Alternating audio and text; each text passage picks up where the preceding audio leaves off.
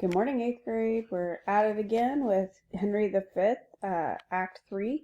We're reading scenes 3 through 5 today. I want to say thank you to those of you who followed my instructions yesterday and made a comment on the video.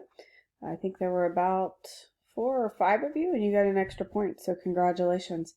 For the rest of you, you got your full credit for making a comment in Google Classroom, but the instructions are clearly to make a comment on the video. That way I know that you actually went to the video and hopefully watched it. All right, same thing for today, and let's see if I can get through all 3 scenes today. It's going to be a little difficult with all the French. All right, we're in scene 3 with the King of England and all of his train. All right, he is meeting with the men of Harfleur. How yet, resolves the governor of the town. This is the last parley we will admit. Therefore to our best mercy give yourselves, or like to men proud of destruction defy us to our worst. For as I am a soldier, a name that in my thoughts becomes me best, if I begin the battery once again, I will not leave the half-achieved Harfleur till in her ashes she lie buried. So Henry says some important things here. He says that the name that he thinks describes him best is soldier. That's very interesting, being the King of England. And now in the attempts to be the King of France as well. So very interesting that he finds himself to be a soldier first. So that might be something you want to remember. They are also about half achieving the conquest of Harfleur in his mind. But the men of Harfleur have called for a parley, a meeting, to discuss their future. And Henry says, this is the last time I'm going to talk to you. Either you surrender right now, or I will finish the destruction of this city. I will lay it flat. Okay, the gates of mercy, talking about Henry's own mercy in this issue, shall all be shut up. And the fleshed soldier, rough and hard of heart, and liberty of bloody hand, shall range with conscience wide as hell, mowing like grass your fresh fair virgins and your flowering infants. What is it then to me if impious war, arrayed in flames, like to the prince of fiends, do with his smirched complexion all fell feet, and linked to waste and desolation? So Henry says, these men have been fighting to defeat this city, and if they do, I may not be able to control them. They may just go through and kill anything and everything they see. So this is part of his bullying again, or warning the French people. Okay. What is it to me when you yourselves are cause, if your pure maidens fall into the hand of hot enforcing violation? What rein can hold licentious wickedness when down the hill he holds his fierce career or running? We may as bootless spend our vain command. It would be fruitless to spend our vain command upon the enraged soldiers and their spoil, as send precepts to the Leviathan. So I could tell soldiers who are hot with rage from the battle to do one thing or another, as well as I can tell the Leviathan in the sea to come ashore. Therefore, you men of Harfleur, take pity of your town and of your people, whiles yet my soldiers are in my command, whiles yet the cool and temperate wind of grace o'erblows the filthy and contagious clouds of heady murder, spoil, and villainy. If not, why in a moment look to see the blind and bloody soldier with foul hand desire the locks of your shrill shrieking daughters, your fathers taken by the silver beards and their most reverend heads dashed to the walls, your naked infants spitted upon pikes, while the mad mothers with their howls confused do break the clouds, as did the wives of Jewry at Herod's bloody hunting slaughtermen. What say you? Will you yield in this avoid, or guilty in defense be thus destroyed? Quite an ugly picture Henry paints of Harfleur if his men are left to ravage the city. It's a very dark picture, and in fact he even connects it to when the babies were being killed in the area of Bethlehem after Christ was born. Very terrible picture. All right, here comes the governor of Harfleur. Our expectation hath this day an end. The Dauphin, whom of succors we entreated, returns us that his powers are not yet ready to raise so great a siege. So this is very interesting. The Dauphin, who was so confident that Henry could not wage a decent war against them, is now been caught unprepared. So Harfleur said, "Hey, help us, Dauphin. Come and protect us from this, or deliver us from the siege of Henry or Harry." And the Dauphin sent them word back saying, "I'm really sorry, but my army isn't ready to come and protect you or defend you." So they have been left to the mercy of King Henry. "Therefore, great king, we yield our town and lives to thy soft mercy. Enter our gates, dispose of us and ours, for we are no longer defensible." So there's no help coming, so they might as well surrender, and that's what they're doing. And Henry says, "Open your gates. Come, Uncle Exeter. Go you and enter Harfleur. There remain and fortify it strongly against the French. Use mercy to them all for us, dear uncle." History says that that is not true, that they actually were not very kind to the people of Harfleur. "The winter coming on and sickness growing upon our soldiers, we will retire to Calais. Tonight in Harfleur, though, we will be your guest, and tomorrow for the march are we addressed." So he's going to leave Exeter in charge of Harfleur to strengthen it and protect it from the French coming back to take it back. And then he and the rest of the army he'll leave some men there with Exeter, and then he and the rest of the army are going to march back to Calais. All right, so here goes the French. I'm going to move to the left side of the page. You should be reading along with me.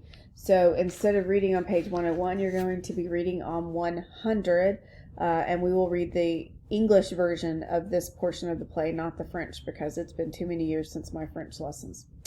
All right, the Princess Catherine, who has been offered in marriage to Henry, is trying to beef up on her English in case she actually does end up married to Henry.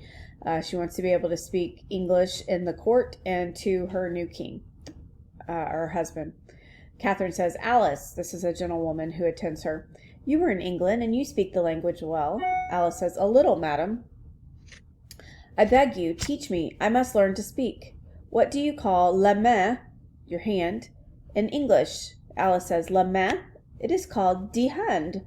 You have to hear this in a French accent, which I cannot do a good job of. Die hand, Catherine says. "And les doigts?" "Les doigts? My faith, I forget les doigts, but I will remember. Les doigts, I think they are called de fingers. Yes, de fingers. La main, de hand. Les doigts, les fingers. I think I am a good student. I have quickly mastered 2 words of English. What do you call les ongles?" "Les ongles, we call them de nails." "De nails. Listen, tell me if I speak well. De hand, de fingers, de nails. That's well said, madam. It is very good English. Tell me the English for le bras." "De armes, madam. And le coude?" "D'elbow." "De elbow? I will repeat all the words that you have taught me so far. It is too difficult, madam, I think," says Alice. "Excuse me, Alice. Listen. Hand, de finger, de nails, de arme, de bilbo." "De elbow, madam." "Oh, Lord, I forget it. De elbow.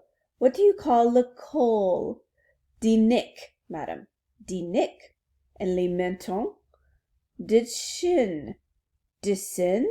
Le col de nick, le menton de sin?" "Yes, saving your honor. With all due respect. In truth, you pronounce the words as correctly as the natives of England." You're supposed to be laughing at this point. Catherine, "I have no doubt about learning it, by the grace of God, and in little time." Alice, "Haven't you already forgotten what I've taught you?" Catherine, "No, I will recite properly to you.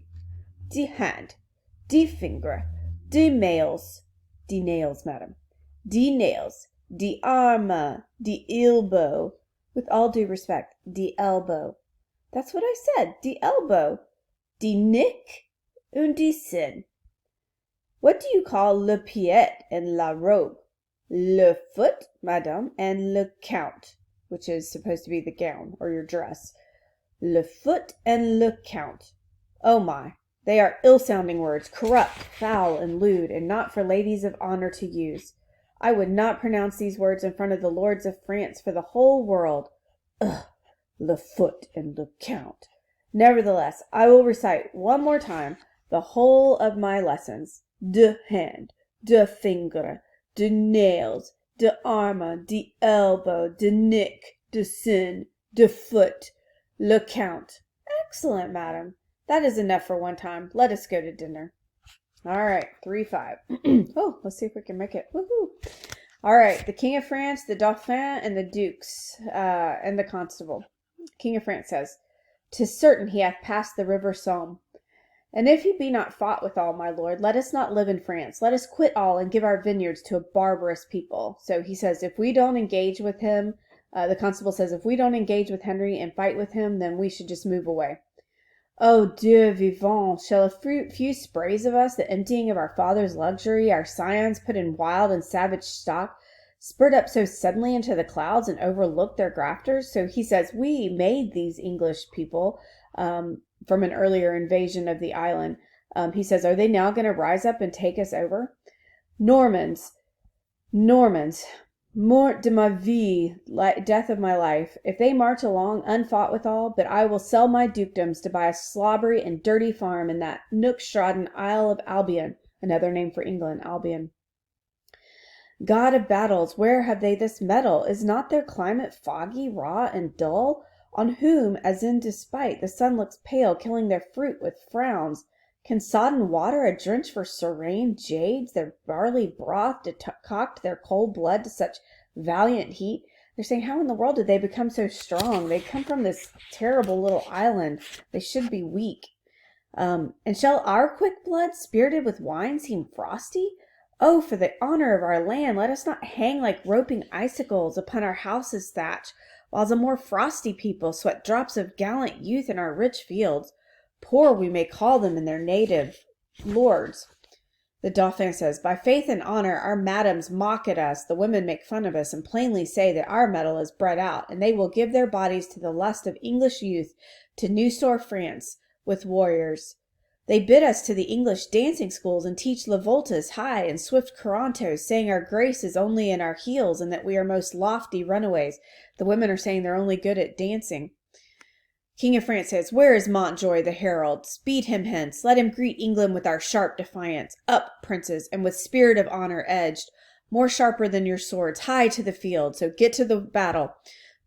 I'm going to skip all of these names. He's calling all of his leadership together. High dukes, great princes, barons, lords, and knights. I skipped to line 48. For your great seats, now quit of you great shames. So in honor of the positions you hold, get out there and do battle. Bar Harry England that sweeps through our land with pennons painted in the blood of Harfleur. Rush on his host, as doth the melted snow upon the valleys, whose low vassal seat the Alps doth spit and void his room upon. Go down upon him, you have power enough, and in a captive chariot into Rouen bring him our prisoner. So go catch him and bring him to me.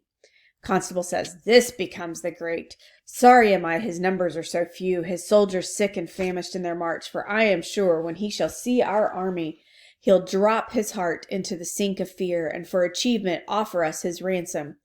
Therefore, Lord Constable, haste on, Montjoy, and let him say to England that we send to know what willing ransom he will give. Prince Dauphin, you will stay with us in Rouen. Not so, says the Dauphin. I beseech your majesty.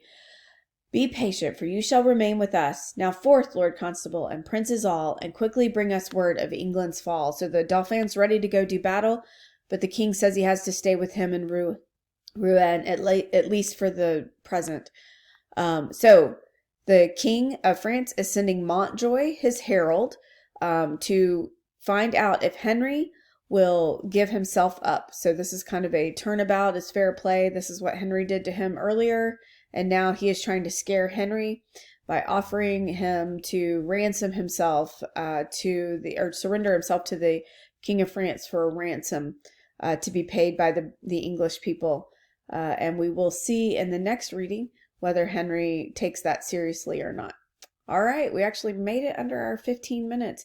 If you would like an extra credit point today, I need you to, when you put your name into the comment, go ahead and tell me one thing extra that you enjoyed from today's reading. All right, I will talk to you guys again tomorrow. Take care. Bye.